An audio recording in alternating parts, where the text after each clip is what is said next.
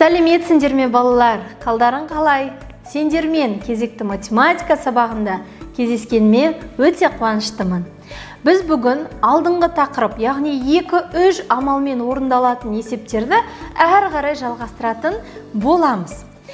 Сонымен қатар саябақта қалай демалу керек, қандай ережелерді сақтау керек деген сияқты тақырып төңірегінде әңгіме өрбітетін боламыз.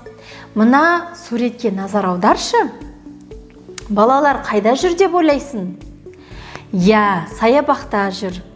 Саябақта не істеп жүр? Саябақта өзіне шырын сатып алып жатыр, я? Я. Міне, сендер саябаққа барып демалған кезде қандай ережелерді сақтайсыңдар, не сатып аласыңдар, жалпы не істейсіңдер деген сендерге сұрақ.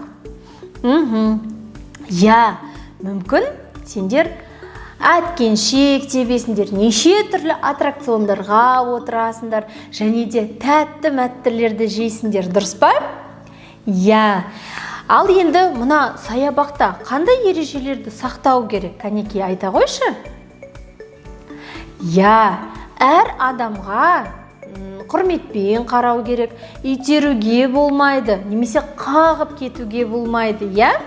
Және мына тәтті мәтті жеген кезде оның мына сыртқы қабығын жерге тастай салуға, яғни саябақты ластауға болмайды. Оны арнайы қоқыс жәшігіне салу керек. Я, тағы да қандай ережелерді сақтайсың? Дұрыс айтасың. Өзіңе қауіпті әткеншектерге отыруға болмайды. Өзіңнің жасыңа сәйкес аттракциондарға отыруға рұқсат.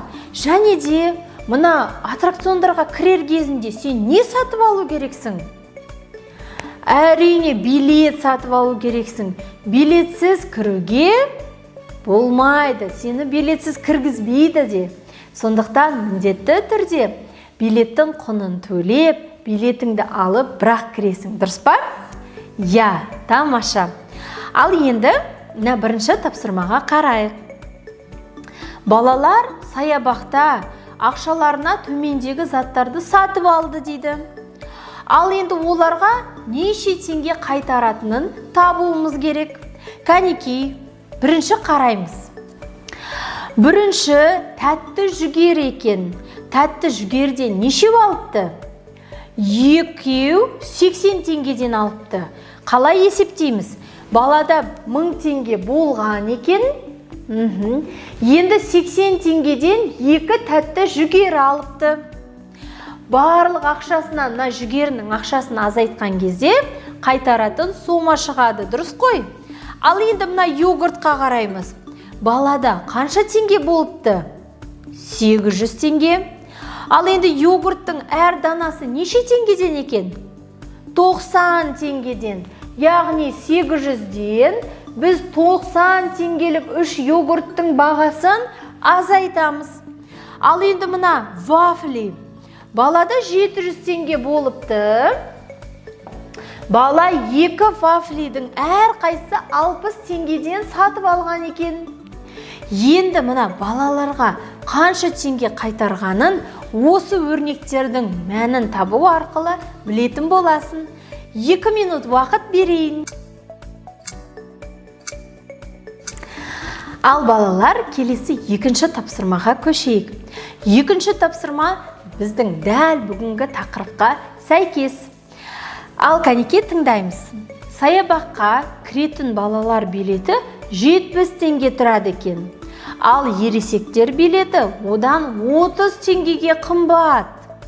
Саябаққа кіру үшін 2 ересек адамнан және 3 баладан тұратын отбасы неше теңге төлеуі қажет дейді.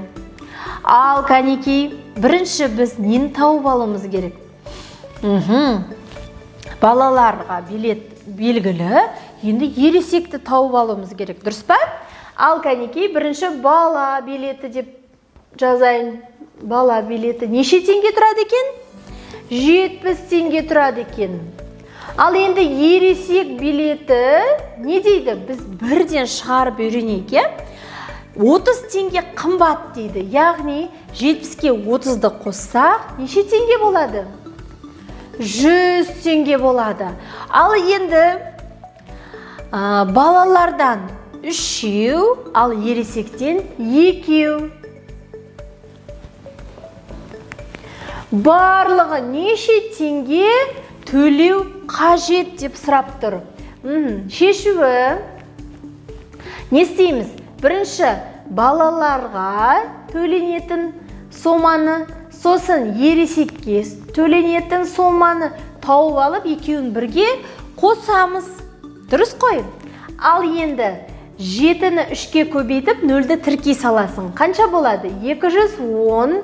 100-ді 2-ке көбейтсек, 200. 210-ға 200-ді қоссақ, неше шығады? 410.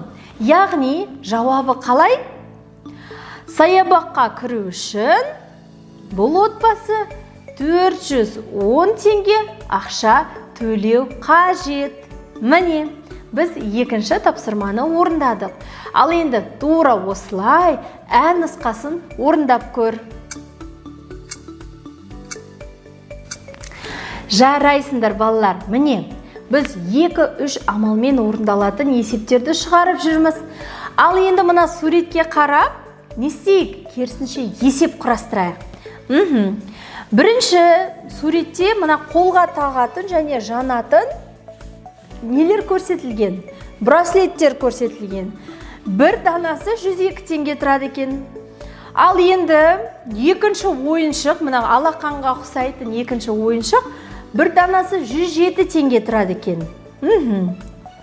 Бірінші браслеттен 7, ал алақаны бар ойыншықтан 3 екен. Ал енді осының астындағы мына өрнекке қарай ғой.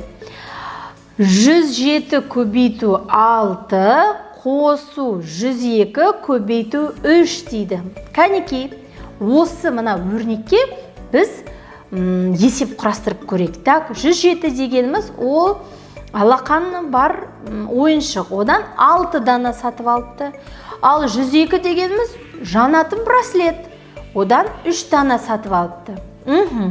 Енді осы балалар қанша теңге барлығы жұмсады деген сұрақ қойсақ. Ал кәнекей, шартын шешуін жауабын өзің жаса ғой. Жарайсыңдар балалар. Келесі мына 7-ші тапсырма, ол кішкене логикалық тапсырма. Мұқият тыңдай ғой. Қорапта 8 қызыл, көк 4 және де жасыл 4 шар бар.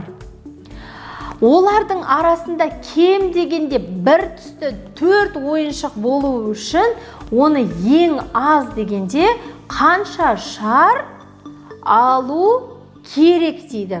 Ал кәнекей, ойлана ғой. Бұл логикалық тапсырма, кем дегенде қанша шар алу керексің? Соны ойлай ғой.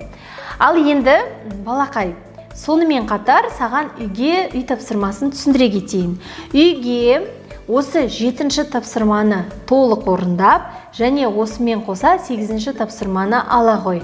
Және міндетті түрде менің саябақтағы демалысым деген тақырыпта видео түрінде 2-3 минуттық сенің эссеңді күтетін болам, жарай ма? Және де саябақта түскен суретің болса, немесе отбасыңмен түскен суретің болса, міндетті түрде чатқа жібер. Біз оны шәкірт онлайн Instagram парақшасында жариялайтын боламыз.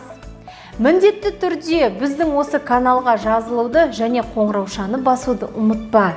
Келістік па? Келесі сабақта кездескенше.